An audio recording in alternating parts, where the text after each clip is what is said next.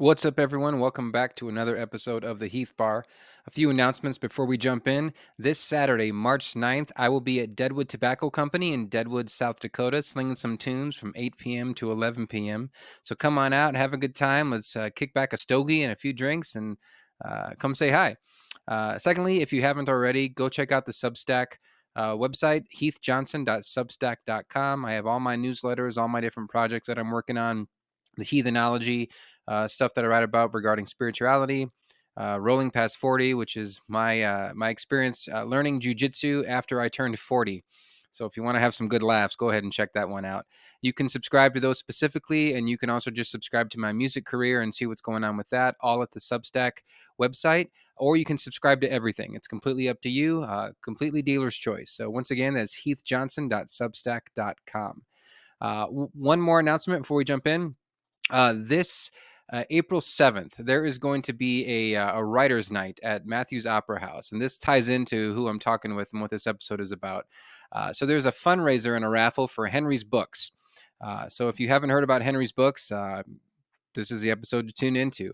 I talked with Lizzie Mattson, who is the founder and starter of Henry's Books, which is a crowdfunded bookstore that is opening up here in Spearfish, South Dakota. I'm pretty excited about this. I love to read, and I was really glad to get to talk to her and have some pretty cool discussions, kind of geeking out over books for a bit, and just the process of getting this going and the value of having something like this in our town. So that was really cool. But there is going to be a fundraiser for it on April 7th, once again at Matthews Opera House at 2 p.m. They're looking for, there's going to be songwriters and poets and other types of artists just doing some performances. I will be there. I'm going to play one of my original tunes, so I'm pretty excited about that. They're also having some raffle items as well, giving away some special gifts, literary oriented goods, of course. Some stuff signed by local and national authors as well, and some surprises. So if you're in the area and you'd like to come help support getting Henry's Books going, like I said, it is a crowd-funded bookstore, and we talk about that and what that means and kind of how that works. So I'm pretty excited for you to hear that as well. But once again, that's April 7th at Matthews Opera House here in Spearfish, South Dakota. So anyway, with that, let's get into this, folks. Lizzie Mattson is a pretty cool person. I really had a good time talking with her. So ladies and gentlemen, here at the Heath Bar, give it up for Lizzie Mattson.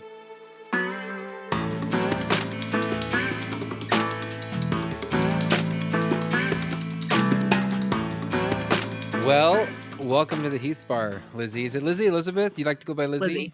Lizzie. Mhm. Okay, perfect. Perfect. Well, welcome. I'm glad to have you here. I'm glad that our paths connected not too Yeah, long thank you for ago, but having me.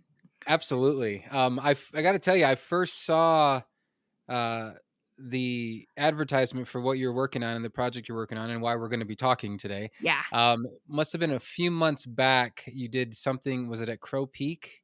Mhm. I I think I did. remember. I remember seeing a sign up there for that, and unfortunately, we were out of town. Mhm. But I thought, oh, what's this? And so it got me looking online and got me to the website and see what's going on. And I got excited because I love talking books and I love Mhm. bookstores. I don't know who doesn't. I mean, they're just fun to sit in and be in. So I haven't the met thought anybody of yet. right.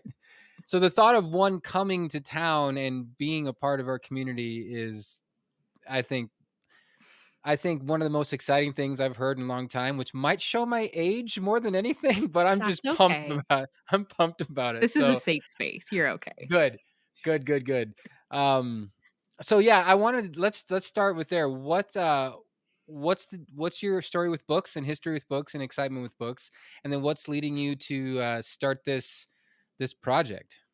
Okay. As I have more conversations with people specifically about my history with books, um, I thought that like my relationship with reading and literature was super normal. But now that I'm a parent and now that I have been networking with more and more people about this bookstore vision, I'm realizing I think I read a lot more and had more like literary oriented experiences as a kid Hmm. more than most kids just in the just the simple action of growing up and every summer participating in the library's reading program and just attending stuff at the library was a really like regular activity and enjoying like the reading and writing subjects in school. um I excelled in it so much, but it felt so normal and so natural to me that I didn't realize, that most people, like, it really can be a challenge to read 20 minutes a day with your kid or I mean, it's a crazy idea to enjoy books for leisure and have that kinda time on your hands, like, as an adult to sit down for an hour and enjoy a book. Sure. Um, so I have realized on this journey, a lot of people that isn't their experience and that isn't their relationship, with literature. So I would say that's kind of like where like childhood background was. I went to college, didn't get to enjoy books, not anything fiction. I didn't get to enjoy books for pleasure Mhm. because it's college and I'm spending Right. $1,000 on textbooks that I kind of hated and Right. to get a Yeah. degree that I wasn't super excited about, um, which is fine. That was that season of my life. That was a separate journey. Um, but fast forward to graduating from college, and all of a sudden, I think I fell in love with reading again a little bit, just to the point where I felt like I had the brain space to enjoy books again. Hmm. Um, but it wasn't until my son was born and seeing just from the early weeks of his life how very captivated he was to be read to look at books, to hold them, to be interested in them. And it has aggressively snowballed in the last 2 years. That's To cool. it's just such a rhythmic part of our lives, um, that I knew, when we were starting to just explore the idea of the bookstore, and when I say explore the idea, I would just occasionally say to my husband, "I think I should open a bookstore. I think that's the next right move for me. I think that's" Mhm. I just couldn't stop thinking about it, and the more I couldn't stop thinking about it, the more I couldn't stop talking about it and, like, really exploring, like, "Okay, what does this look like for me career-wise? What does this look like, in executing it, making it happen, and how does that fit into our life as a family?" Um, and it really snowballed from there. Mm, that's awesome. I was gonna ask you when you mentioned just your childhood and you were looking around and people weren't really didn't really have you said literary, I guess, experience that you had. Are you looking at people like around your age? Or are you looking at like children now and just the That's a reading? that's a good question. I think, um that's a good question. I think the conversations that I've had, um I think can translate to kids today, Hmm. but I think that can also translate to adults that I've talked to, who maybe didn't grow up, their parents just didn't put as many books in front of them or just didn't put as much of a priority on it. Sure. Not in a bad way, it just, like, they had other stuff going on growing up, but as adults, they're like, "Wow, I love this. This is" and they're making a change for their families now, if that Hmm. makes sense.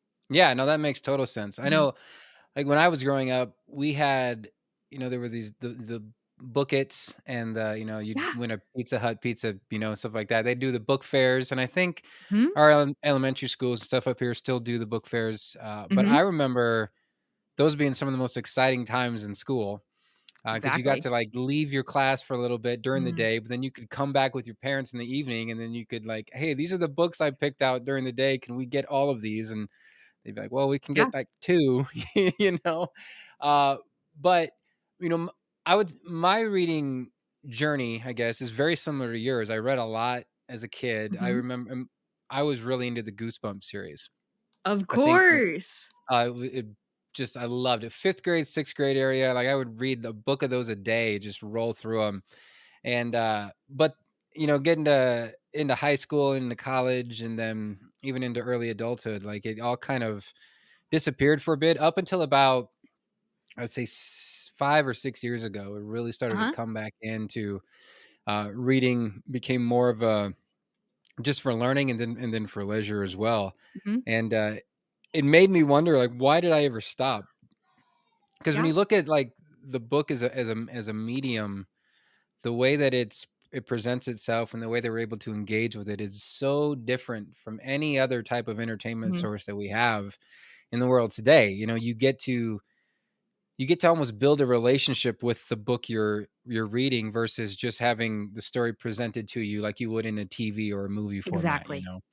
You Mhm. know, and I think too, like what you were saying, that goes to why I think kids interact with it a lot, especially at a very young age, like, you Yeah, know, a young infant or something like that, because there's this curiosity of what's happening here versus exactly. the it's constantly moving and going. So Mhm. that's really cool. I'm glad that your journey brought you back to books. Yeah. I I would agree with most of the people that I know of my I'm 40, by the way, so I'm not going to get Okay. into ages here, but like the people that I interact with, a lot of them, it's maybe a few books a year. Uh-huh. I have a really good friend I work with, and she reads a ridiculous amount of books, and so Mhm. she really is the one that got me kind of inspired to jump back into consistent reading. I So love now that. there's a lot more of it going on. But when you had the first thoughts on wanting to get the bookstore going in some Mhm. place here in town, was there a specific incident other than just the curiosity and the rather conversation you had with your husband, or was there something that happened? You're like, you know, like for me, it's I don't really want to drive to Rapid to buy a book. Exactly. I can't say that there was a specific moment where, like, I just all of a sudden thought I should open a bookstore, but I do remember the exact moment where I made the switch from just thinking about it and talking about it to actually pursuing it. We were in the car, I think we were just out on a country drive. I know what road we were on, and we were driving towards Spearfish. We were coming into town, and I remember just saying, "You know what? I think I'm gonna do this. I think I'm gonna pursue it." But I in a non-committed sort of way in that moment, I don't think I was, like, super committed in the sense of, like, I'm opening a bookstore and it's happening to like, I think it was more along the lines of, I'm gonna start chipping away at this. I'm gonna make Mm, I'm a list person, so I yeah, me made too. the biggest list you could possibly make of every possible task you could imagine that would bring you incrementally closer and closer to the goal of opening the doors. And it was in that moment I said, "I think I'm gonna start chipping away at this, and I'm gonna pursue it, and I'm gonna see where it goes." That's cool. Yeah. The I was looking through your website and I was noticing like one the excitement for books is written throughout it entirely. You can Oh, tell. that's And such a and good thing that's to hear. Thank you. well it's and maybe it's just the circles I run with. I run with a lot of songwriters and musicians, and to be fair, a lot of us do a lot of reading. That's great. But some of it's very focused on specific things. Like I read a lot of like songwriter biographies and memoirs and things from their story and their history. I'm reading That's Willie great. Nelson's book right now, That's a and good one. it's a great one, man. Yeah. He's got a story that's for sure.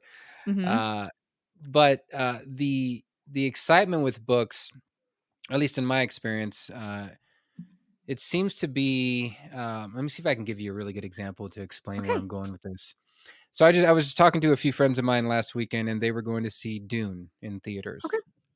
I'd never heard of it. So I was like, "What's that?" You know, started asking them questions, and after a few jokes of me not knowing what Dune is, and they finally told me that it was a book written in the '70s, I guess, from a science fiction author in the '70s. I'm like, "Oh, okay, Pretty weird book written in the '70s. yeah." From what I'm gathering, so it turns out I had bought this book a year or so ago for my daughter.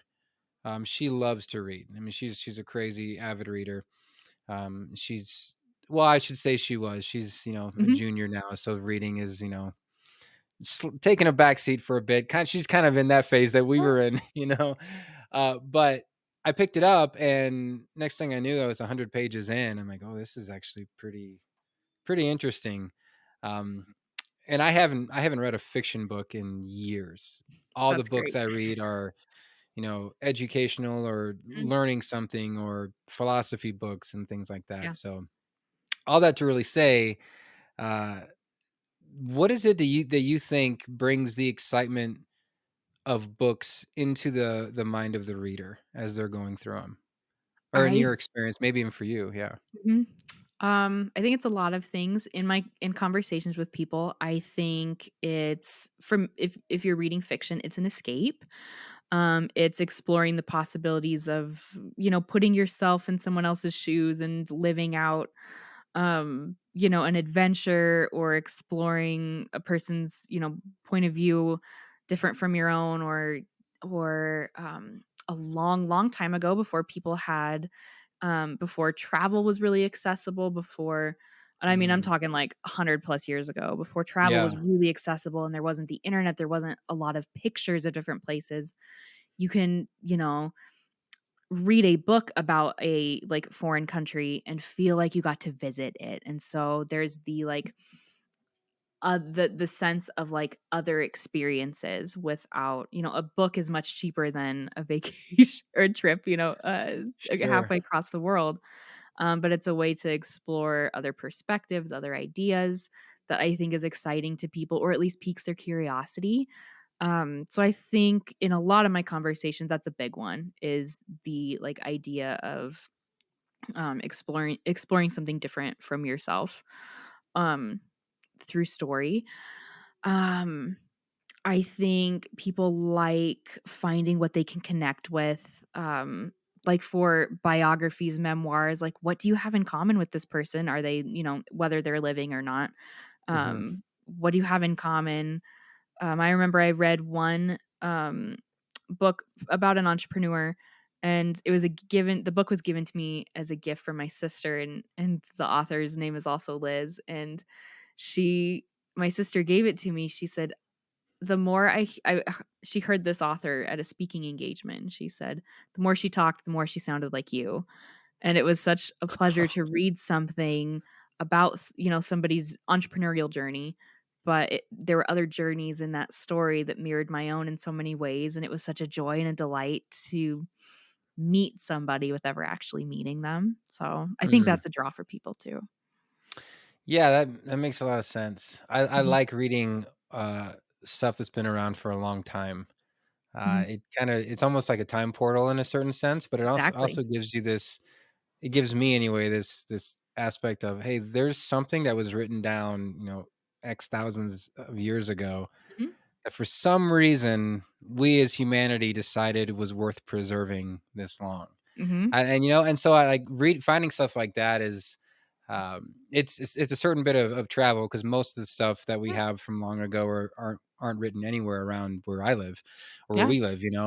But Mhm, there's also a sense of the world was the world views and the world itself was very different back then. So then you're yeah. seeing people write things in their time, in their setting, and Mhm. you're just like, man, this is especially when it still translates and still is Yeah. applicable today. That Mhm. blows me away, I think, the most that the thoughts and, Marcus Aurelius is, I just forgot the name of his book. Um, Meditations. thank you. I was gonna say Confessions, but that's Saint Augustine. Mhm. Marcus Aurelius, yeah, Meditations. That's one that, like, I Uh-huh. can't believe that we actually have this Yeah. journal essentially of this Mhm. amazing person this long still to read and Yeah. enjoy. So, I think it's interesting to explore too, the really, really old pieces like that, how they inform other pieces of literature, how they mm, inform us about other pieces of literature that came after, how they inform us on give us context for time or place or ideas, mhm, and how that translates today, and the pieces that have been influenced by those older pieces. yeah. Do you see, is this kind of like when you're talking to someone who's reading? Because like I was saying, up until recently, I didn't read fiction. I didn't read for enjoyment. Uh-huh. I enjoyed reading, but it wasn't for anything other than trying to acquire knowledge and just continually learn things, right? Mhm. So do you see, I guess, what would you say to someone who has a hard time seeing reading as something to do for fun? That's a really good question. Um, I would say start small. Start with your interests. Um, Keep an open mind and approach it creatively if you need to. Maybe if you're Mhm, somebody who's apprehensive about reading, but maybe, gosh, there's something that you experienced in your childhood that brought you a lot of joy. Maybe I think there's maybe specifically men, I think I'm discovering, aren't I this is a huge generalization. I don't This is just in Sure. recent Yeah. conversations. Mhm. They are just getting hung up on fiction because it isn't real and they want to read something that truly Mm. happened. But I would say if you feel like you aren't interested in reading, try a different genre than what you would instinctively choose maybe, or, like, if you feel like you're turned off by something, maybe explore why, and maybe Mhm. at least give it a chance, because you might be pleasantly surprised, and you might find, it might spark some joy you didn't know was there. Do you have genres that you gravitate towards? Oh, Just I in your l own. If you'd asked me a few months ago, I would have said yes. Fortunately, the ladies in my book club, all have suggested a variety of things that I feel like I'm becoming more well-rounded. I thought I liked Mhm. rom-coms, I don't. I think I just like 1 or 2. I like the Okay, idea, sure. and the covers are always, like, so cute and catchy, but I'm having a hard time getting into some of them. I think I'm not the type of person to pick a movie or a TV show that's a thriller, but some of my favorite books that I recommend to people over and over again, there's some kind of a murder mystery or, like, a whodunit or just a thriller, like, in general. Okay, Um But I tell you what, the most common, like, regardless of gender or age or background, almost universally, people in conversations will mention historical fiction to me, so I'm expecting sure. to carry a lot of I that was a I was in the about to. bookstore. And so our book club, our book this month in my book club is a historical fiction, and I am really excited to give it a try because that's a genre I've written off.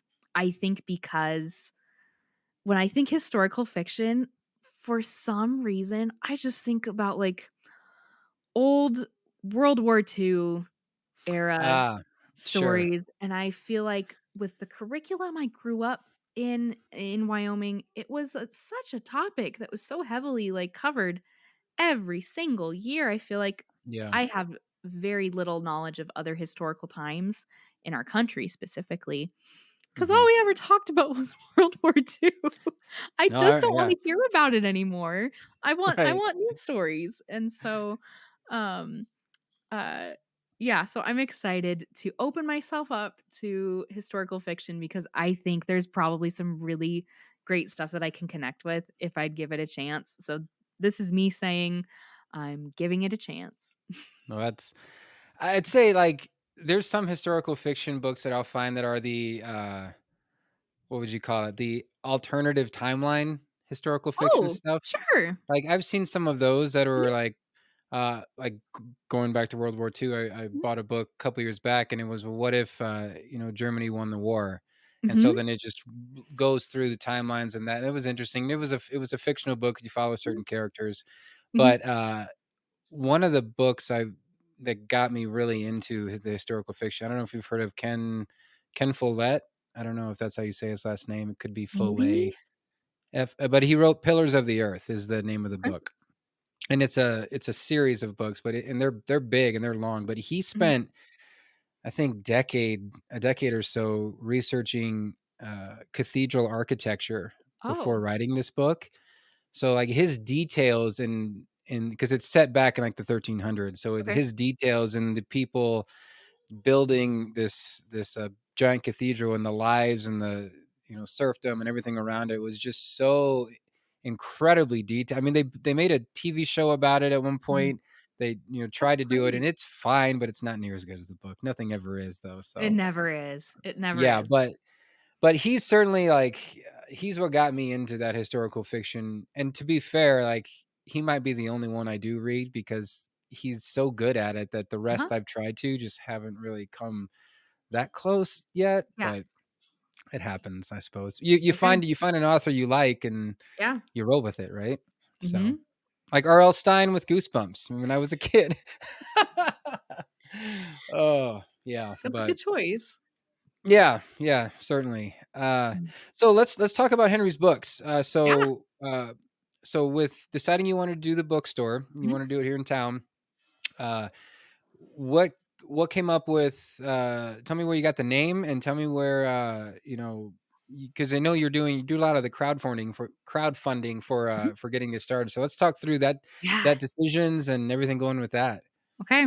Well, the name was always it was always in my heart. I knew that I wanted to name it after my son, and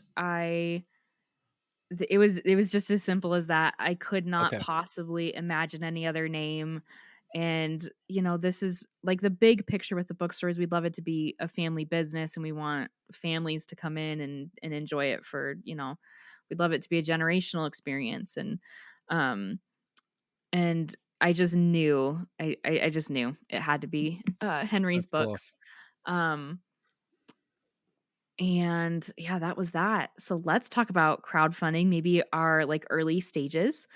Yeah. Um, so we are of our brand values, we want this space to be community oriented first and foremost in so many ways and in whatever way suits the community best.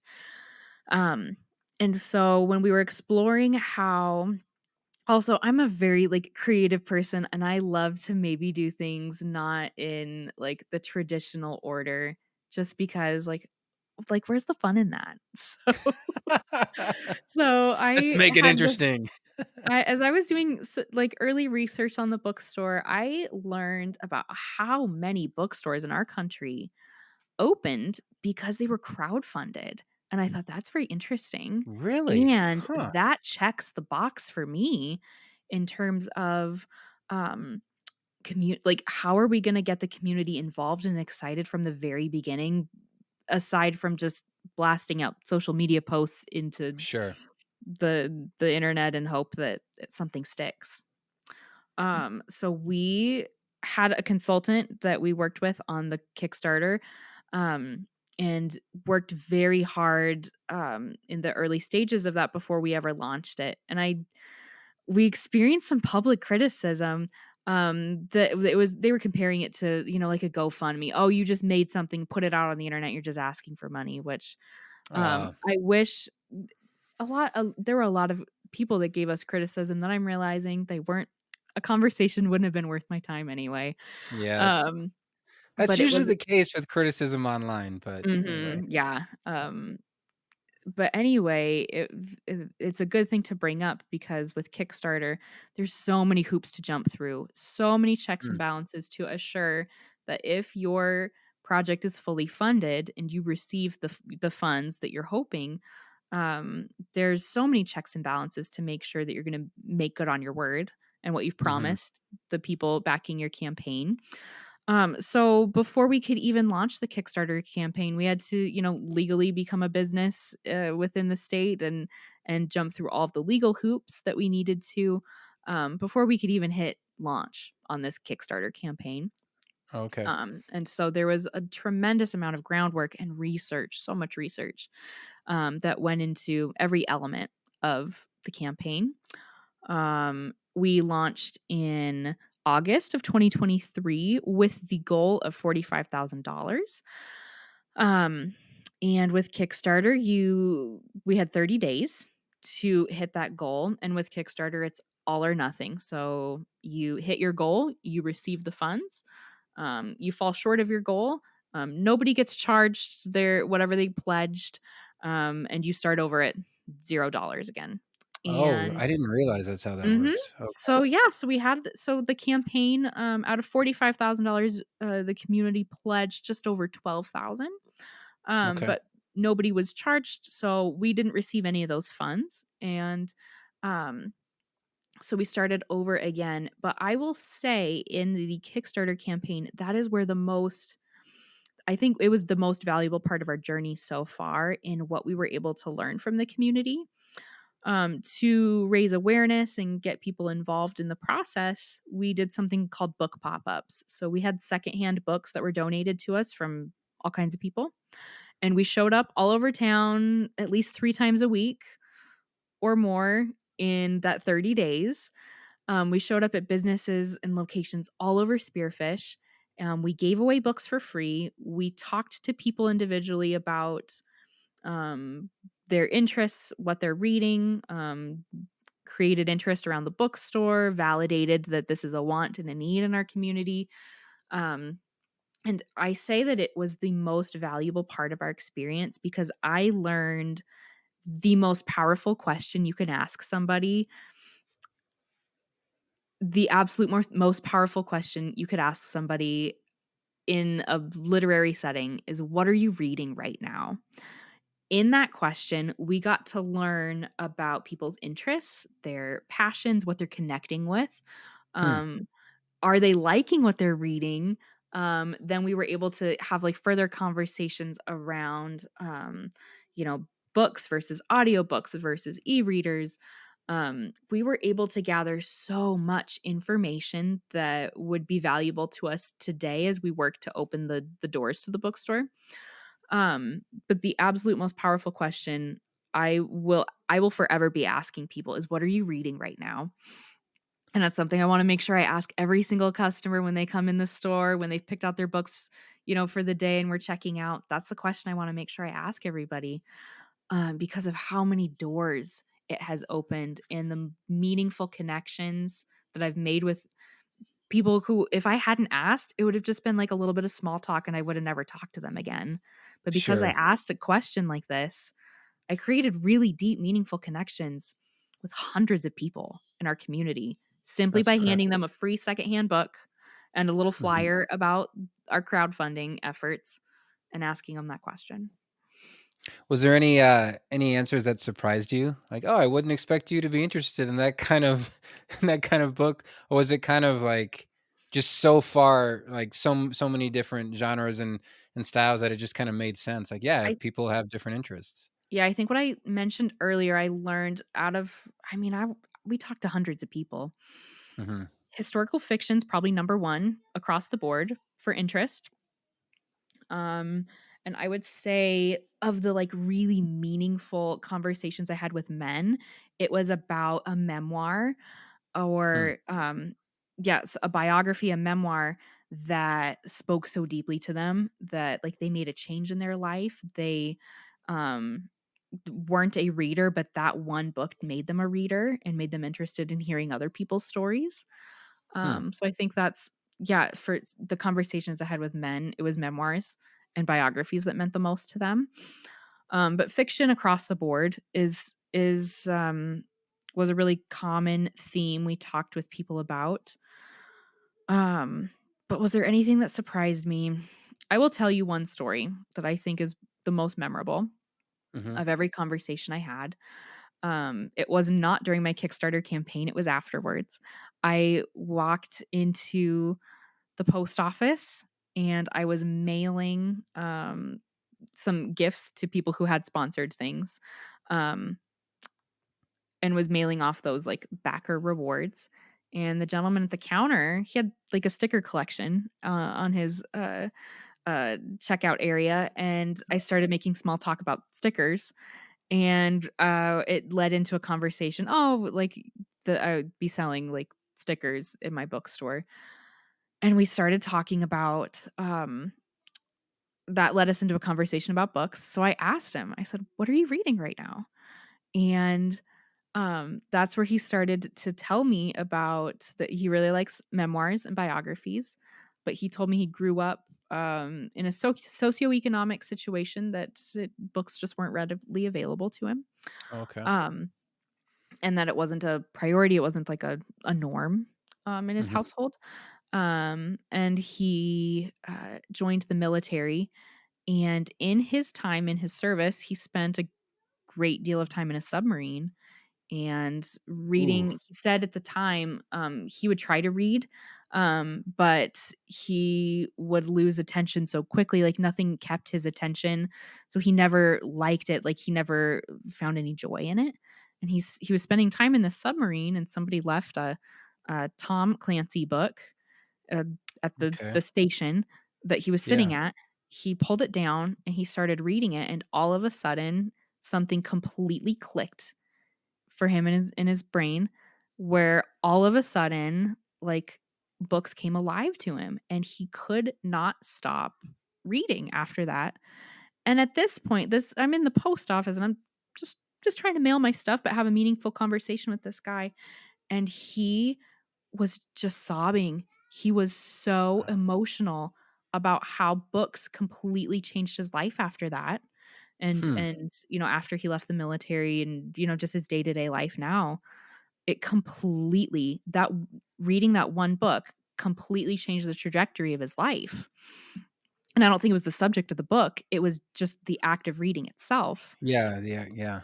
And I will Whew. never, ever forget how deeply moved, like, that's when I knew this was the right question to ask anybody and everybody. "What are you reading right Yeah, now?" Because I would have if I just made small talk or just stood there and smiled awkwardly while I waited for him to take care of my packages, like, I would have never learned this about him, and I would have like, it would have never solidified for me as much as it did that day, how sure. important this question is. Well, I mean, when you really break that question down, like Mhm, in a certain way, you're asking someone like, "What are you?" I mean, God, there's so many different ways you can look at it. What are you? How are you bettering yourself in this moment? What are you learning? mhm, What are you improving on? What are you doing? That, because there's a I like they all fall under a self help book genre, but I mhm, really like reading philosophy books. But sure, a couple years ago, I got really into Alan Watts. Now he's a much older author. He's been dead and gone for quite a while, but mhm, I like the way he writes and I like the way that he speaks. So I really got into that stuff. mhm, So when you ask them like, "What are you reading?" You're almost inviting them to uh, go into some depthness with you, and mhm, you're asking if they can bring you along for the journey of yeah, their life they're currently on at the moment, right? Which is exactly. kind of a big question when you really think about it that way. Mhm, There's a lot of people who might not want to answer that question because they just don't want people to know it's too personal, or mhm. maybe they're not doing anything. Maybe they're not reading anything, and that's I had kind of a people that were honest with convicting. me about that. Yeah, Yeah. they'd say, "Oh, I'm Okay. not really a reader, but my kid Yeah. is," or, "I'm not really a reader, Sure. but I like bookstores." Yeah. Yeah. Mhm, That's something too. Like everybody loves going into a bookstore, the feel of it, right? yeah, But are you getting any utility out of it is another question there. exactly. But it does happen too though that I mean, at least for me, the years that I wasn't reading, now that I am reading pretty actively, like I look back on those years and there's a big part of me that feels like they were wasted. Like I had I opportunities feel to that too. improve myself. Yeah, Mhm, like and it's like, well, I mean, I was still improving in other ways, but like, man, I just feel like you only get so many years in your life and there's only so many books to read. So like mhm, you've got to choose wisely for one, but then mhm. don't waste your time. It happened to Yeah, me this morning. I was jumped on getting breakfast ready and I jumped on social media and before I knew it, 20 minutes had gone by. I'm like, man, I could have gotten 2 chapters done in this book yeah, I'm reading. yeah, It sneaks up on you so it does. quickly. Yeah. Yeah. So have you been is with the crowdfunding Mhm, process and that, so you're not using Kickstarter anymore. mhm. I noticed on your website everything's kind of run through the website now and Yep, it's kind of all yep. through that. Have you seen a better response through that with people? No, I would say of the $12,000 we originally got people pledges for during the Mhm. Kickstarter campaign, I've seen maybe somewhere between 30 and 40% of those people come back. Okay. And I'm calling it re-sponsor for a lack of a better word. Mhm. But we did all the exact same sponsorship opportunities, everything we mirrored exactly the same as it was on Kickstarter. We just put everything on our website and we're going to keep those options open for the foreseeable future even after we open the store because I Mhm. think once people hear about, something like sponsoring a book, well that means that we're going to carry whatever book you love, whatever book you want to sponsor, we're going to have a special Mhm. shelf for it in the store and we are committed to keeping that book in stock for the lifetime of our bookstore. Oh, wow. And so when people hear about something like that, they're like, "Okay, that's really cool and Yeah. really meaningful." And, I mean, we have lots of other options too, for all kinds of things, sponsoring the shelves and the tables and stuff. But Mhm. sponsoring a book has been the most meaningful, I think, for people. So when they hear that, I'm gonna absolutely keep that door open because I really want to see, like, all kinds of stuff that we're gonna be committed to carrying, um, and see what that says about our community and see what Mhm. that says about, people individually, and there's gonna be signage with all those books to say this person sponsored this book, and it's in their name or the name of a loved one. Same with the shelves and the tables and everything. Um, so yeah, that was something we carried over from the Kickstarter. So even though we haven't bounced back from the numbers that we experienced during that campaign, Mhm. it's still been an invaluable amount of opportunities that have come forth from that. That's really cool. I mean, you get the image of the bookstore is gonna kinda just be a snapshot of where the community's at the time, like, "Hey, Exactly. this is the stuff our community likes to read and thinks is Mhm. worth other people reading," you know? Exactly. That's a really cool idea. I would never have Mhm. thought of that. That's Mhm. that's really Well, I neat. can't say it was original. In my research of other bookstores that started out with crowdfunding, there was a couple that did like a sponsored book option, sponsored shelves. And the nice thing is with the shelves, it all boils down to because we're not a nonprofit, we're for profit. It all boils down to technically you are purchasing signage. Because Mhm. I'm promising, especially with things like the shelves and the tables, we're gonna put your name eye level on the shelf for the lifetime of the store. So that's a one-time purchase of a lifetime worth of advertising for a business, Sure. or, Yeah. at least like your name or the name of a loved one. We really wanted the store to be filled with names of people in the community, loved ones, people that made an impact in someone's life or gave them a love of reading. Mhm. And so we're gonna keep that option open even after we open the bookstore. That door will still Sure. be open to people. What do you think it is about the crowdfunding with bookstores that has made that model successful just in your research before jumping into this? Like, what do you think the crowdfunding model for bookstores Mhm. specifically works? I think collectively it's one something that so strongly appealed to us is that it gives, even as low as $1, it gives everybody in the community an equal opportunity to bring something to fruition that's bigger than themselves, to Mhm. participate in like, it's one thing to go to the bank, get a loan, open the doors. "Hey, Spearfish, here's our bookstore." Sure. Versus the route that we took, like, "Hey, let's give away books, let's talk to people about books. Let's give people the opportunity to help us open our doors and to have their name forever in the store to say, 'Hey, I helped bring this to life.'" They bring in their kids or they bring in their relatives or friends, and they can point to our sponsorship wall and say, "Hey, like, that's my name. I helped make this happen." Yeah. So I think it appeals to, the, like, larger, contributing to something bigger than yourself. I saw in my research, a lot of like maybe stores were themed in a certain way or kind of focused around like a central theme of some kind. And so the people that came around that all had like a mutual interest in whatever that was, those stores were, successfully funded because people all had like a common interest that Mhm. bookstore served. Um, but I think if I could generalize, I think it all boils down to, collectively as a large group, bringing something to fruition that's bigger than themselves. That's really cool. Yeah. Yeah, it also I mean, the thought that comes into my head too is just seeing the level of involvement and people seeing the benefits of reading.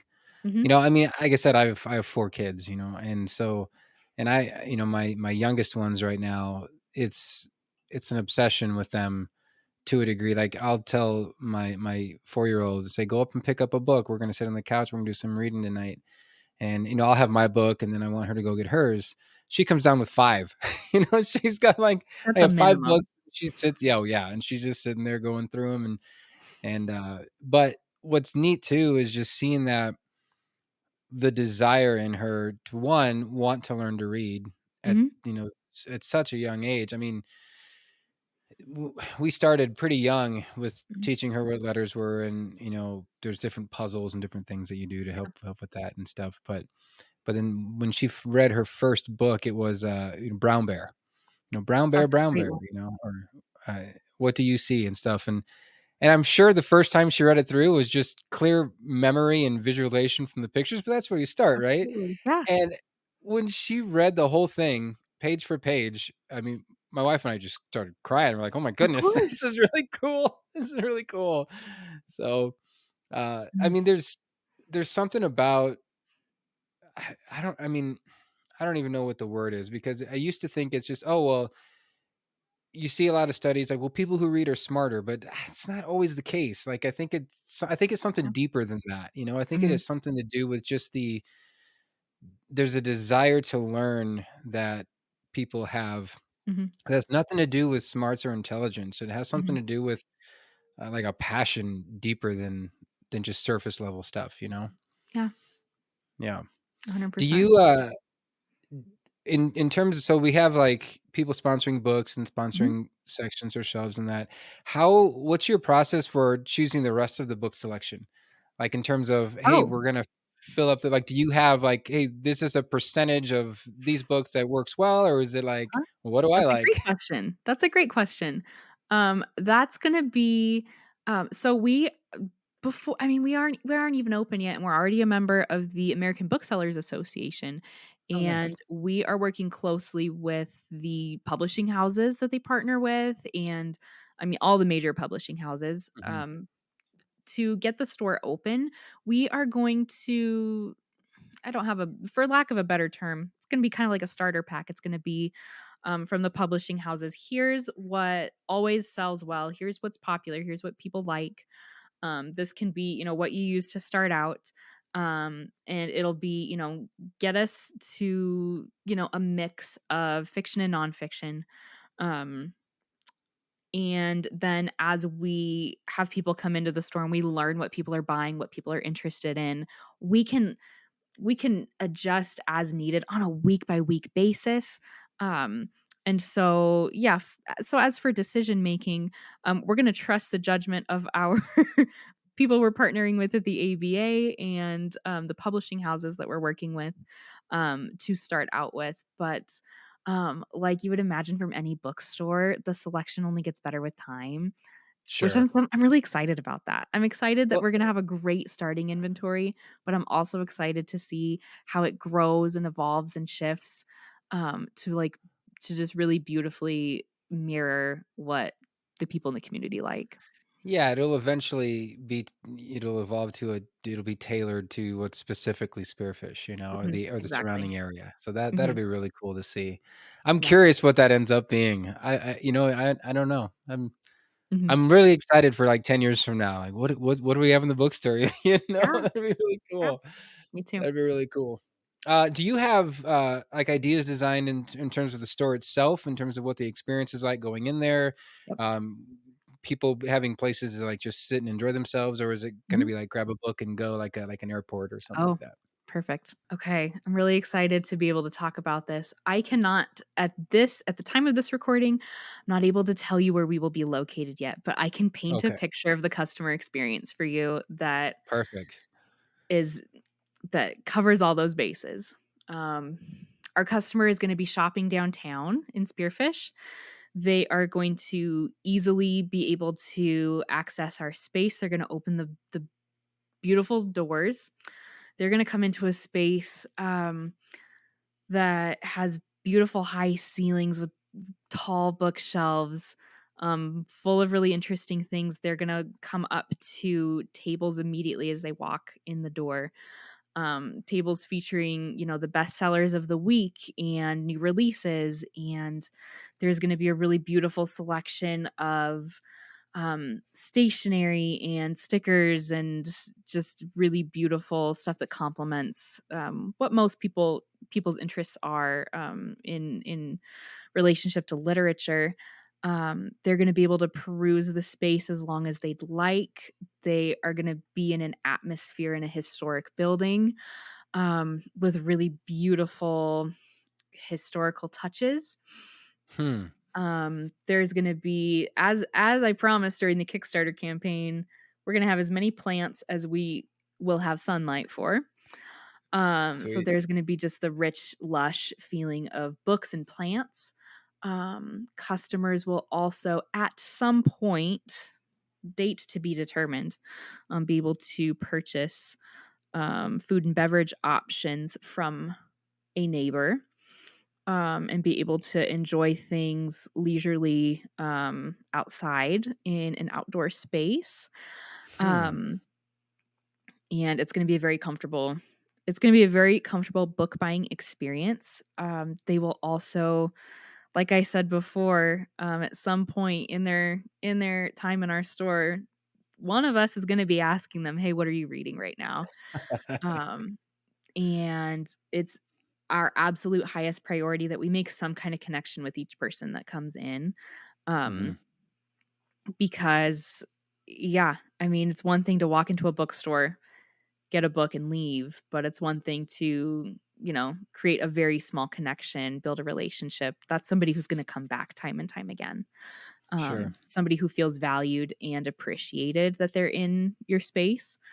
So um, that is the picture that we want to paint. You've got me so excited. Like part of the thing that I enjoy about reading is the set and the setting Mm, of where I'm doing it at, you know? yeah. Like that's I think a lot of people like coffee shops or parks or bookstores Mhm. themselves. When Yeah. if I'm reading and it's a loud, busy area, or the kids are running or jumping, that like it's just not the same thing. So like having a place like you described, like if it was food, my mouth would be watering right now. It just sounds so cool. Yeah, and you've really got me guessing now where it's at, but I I'm wish not I could I'm tell not you, a but very good today guesser. at this time I cannot, but No, you're it is fine. going to You're fine. be this space is going to be a book lover's dream in so We many will find ways. out soon enough. We will We find out will. soon enough. Do you have a timeline in place yet? Or is that I still kind of People rolling through? asked me that during the Kickstarter campaign back in August and September, and I just freely said, "Oh, by the end of the year, you can shop with us for Of course. Christmas." That was so insane. So I've learned my lesson the hard way, not to, like, Yeah. lock in a date. Um, but the way things are looking right now, I would love to say early summer of 2024. Oh, cool. I feel like that's That's the really, really safest cool. answer I can give you. That's a good answer. That's a good answer. I Yeah. mean, it's tiny steps along the way. I don't lock Mhm. in dates unless I'm booking a gig or something. I don't lock in dates for goals and things I want to accomplish. I just give myself a nice range of dates to choose from and Yeah. trying to land in there. So that's really good. Mhm. Um, do you see I wanted to ask you this, and we might end Sure, with this. We'll see how far I know we're kind it's of fine. might be getting a little bit low on time, but I wanted to ask you just terms of what value do you see the bookstore having in the community, in terms of just one having one, and then two piggybacking off of that, in terms of developing original authors and local authors and the just awareness of them in the community as well. Do Mhm. you see, Henry's books being a valuable part of that? And are Oh my you goodness. already thinking along those lines and having that be a big part of the shop? Let's unpack that. You asked Okay, me the right okay. question Good because deal, community is good deal. probably like our highest, of our brand values. Um, Aside from being the kind of place you just walk in, buy a book, go home and read it, we want to be a pillar of the community. We want to be, a hub for all things literary oriented, reading and writing. We have a wealth of programming that we want to roll out. I'm not gonna say that, like, programming's gonna be ready to kick off the day that we open for the first Sure. time, Yeah. especially in the summertime, but um, we have been approached by so many different groups, writers groups, book clubs that wanna host, their monthly meetings in our store. We plan to do lots of writing workshops, um all kinds of different classes and workshops. The As I promised during my Kickstarter campaign, the tables in the middle of the store are going to double as retail space, but also event space. So they're going to Oh, very cool. easily convert into, um, space where, if we have author talks, book signings, book releases, things like that, we want this space to I mean, optimistically, ideally, I'd love to have at least one thing happening a week. That's really ambitious, and I don't know how realistic it is. Um, but based on my list and the amount of interest we've Sure. gotten, I mean, weekly events would be so wonderful, and we will be in a space that will be very collaborative with other businesses, to allow for that to really flourish in the most beautiful way. Um, so lots of programming is, in the works, and we plan to have a special, section within the store that highlights local and regional, authors and interests, and we've heard from a wealth of local or regional, authors. Mhm. So we plan to yeah, we really wanna create space and elevate those voices, as best as we can. So, absolutely, anybody who is writing a book and wants to launch it, our bookstore is gonna, we'd love for that to be the place, and we will have other businesses that we're collaborating with, that it would allow for them to have a really great launch, for authors to visit from out of town, and come in and do a reading or a signing. Things like that would just be spectacular. Um, Yeah. but yeah, at the heart of it, we want this store to be so much more than a bookstore. We want it to be a community hub in so many different ways. That's really cool. That's really cool. Yeah, I love hearing you say that. One of my big mottos has just been, there's an insane amount of talent around this area that Mhm, if and there seems to be a lack of awareness of it. So mhm, places like you and absolutely. places like a few other places that highlight Mhm, those people and that talent and that culture that we have up here that's mhm. kind of underneath the surface in terms of awareness, Yeah, is exciting to see, and I think it just keeps getting bigger, bigger, and keeps growing and growing as more it places does. like yours show up and offer opportunities that people don't have otherwise. So, Absolutely. uh, yeah, this is fantastic. I like I said, I was excited when I first heard, and now Woo! after talking with you, I'm like triply excited. I can't wait. Oh, I'm Uh, so excited. Thank you. yeah, let's let people know where they can find you at, find the website at, find the sponsorship options and just Mhm. different things that they can do to help get the word out. Yeah, help us get the word out by sharing our posts on social media. On Instagram, we are Henry's Bookstore. On Facebook, we are at Henry's Books. And our website is shophenrysbooks, all one word, .com. Um, and yeah, help us spread the word, share about us on social media. If you like I said, my favorite sponsorship option is sponsoring a book. If you have a book that you grew up reading with a relative, or some kind of book that was transformational to you in some way, a book that changed the trajectory of your, career or your livelihood, if there's a book that means something to you or somebody in your life that's deeply meaningful, we would love to have you sponsor that. And so all of the information for that is on, our website. And um, gosh, yeah, if there is any way anybody could help, that is like my favorite. It's the most meaningful one, because I think it has the most heart behind it. And yeah, that would be just the best way to connect with us. But always, as always, we love, hearing from people. We get emails multiple times a week from people just excited and interested. So send us an email or send us a DM on social media. We're always excited to chat with people. That's super cool. That's super cool. Last question, and Yeah. it's a quick one. What's your favorite book? Oh my gosh, my favorite book. W- I will never choose one, but one that I really I Maybe will I should say the ask what you're first reading right now. I could tell you what I'm reading right now. I will tell you, um, one of my f the first book I ever read to Henry, he was Mm, I mean, I bet you he was barely a week old, 1 or 2 weeks old. It was a very late night. He'd been crying, he was tired and hungry, and we weren't very happy, but to help both of us calm down, I got out one of my favorite books, My Side of the Mountain by Jean Craighead George. I think it is the most beautiful story of just unfiltered boyhood, just dreaming the possibilities of, it is a story about a boy in upstate New York who, like many of us when we were kids, we tell our parents, "I'm running away and I'm never coming back." This I think he's a 12-year-old boy, he does just that.